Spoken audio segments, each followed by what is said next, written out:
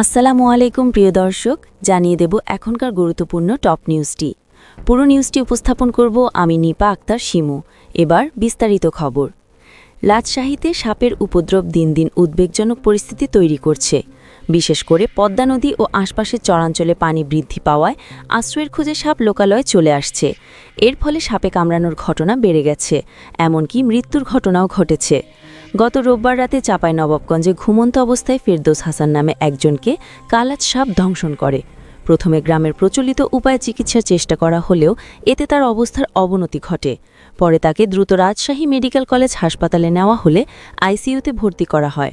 এই ঘটনার পর ফেরদৌস জানান, গ্রামের প্রভাবশালী লোকজনের কথায় দ্বিধা তৈরি হওয়ায় সময়মতো হাসপাতালে আসতে পারেননি।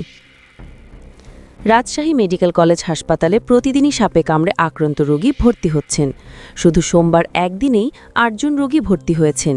জুলাই থেকে এখন পর্যন্ত প্রায় ৪০০ জন এবং চলতি বছরে প্রায় ১,০০০ মানুষ সাপে দংশনের চিকিৎসা নিয়েছেন। এর মধ্যে এই বর্ষা মৌসুমে অন্তত ৪ জন এবং এবছর মোট ৩০ জন মারা গেছেন। রাসেলস হাইপারের ছোবলে ৮ জনের মৃত্যু হয়েছে। ভুক্তভোগীরা জানিয়েছেন, সাপে কামড়ানোর পর শ্বাসকষ্ট, মাথা ঝিমঝিম করা এবং বুকে চাপ অনুভবের মতো লক্ষণ দেখা দিচ্ছে। স্থানীয়রা বলছেন, এবারে বৃষ্টির কারণে সাপের উপদ্রব আরও বেড়েছে।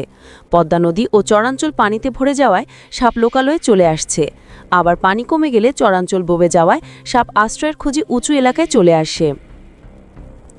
বিশেষজ্ঞরা জানিয়েছেন, বর্ষার সময় কালাজ এবং গোখরা সাপের দংশন বেশি হচ্ছে। সামনে ধান কাটার মৌসুমে রাসেলস ভাইপারের ছোবল বেড়ে যেতে পারে বলেও আশঙ্কা রয়েছে। বর্তমানে এই অঞ্চলে কালাজ ও গোখরা সাপের দংশনই সবচেয়ে বেশি ঘটছে। এদিকে রাজশাহী মেডিকেল কলেজ হাসপাতাল সাপে কামড়ানো রোগীদের জন্য ২০ শয্যার একটি বিশেষ ওয়ার্ড চালু করার উদ্যোগ নিয়েছে। এখানে সার্বক্ষণিক চিকিৎসা সেবা দেওয়া হবে। উপজেলা পর্যায়ের হাসপাতালগুলোতে অ্যান্টিভেনমের মজুদ বৃদ্ধি এবং চিকিৎসকদের প্রশিক্ষণের উপরও গুরুত্ব দেওয়া হচ্ছে। চিকিৎসকরা বলছেন, প্রতিটি ডাক্তারকে সাপে দংশনের চিকিৎসায় প্রশিক্ষিত হতে হবে, যাতে রোগীরা দ্রুত ও কার্যকর সেবা পায় এবং উপজেলা থেকে হাসপাতালে আসতে দেরি না হয়। তারা আরও জানিয়েছেন, অনেক মানুষ এখনও ওঝার কাছে চিকিৎসার জন্য ছুটে যান, যার ফলে হাসপাতালে আসতে দেরি হয় এবং অনেককে বাঁচানো সম্ভব হয় না। প্রিয় দর্শক, এই ছিল এখনকার গুরুত্বপূর্ণ নিউজ। আরও গুরুত্বপূর্ণ নিউজ নিয়ে ফিরছি কিছুক্ষণের মধ্যে। নিউজগুলো সবার আগে দেখার জন্য এই চ্যানেলটি সাবস্ক্রাইব করতে ভুলবেন না। ধন্যবাদ।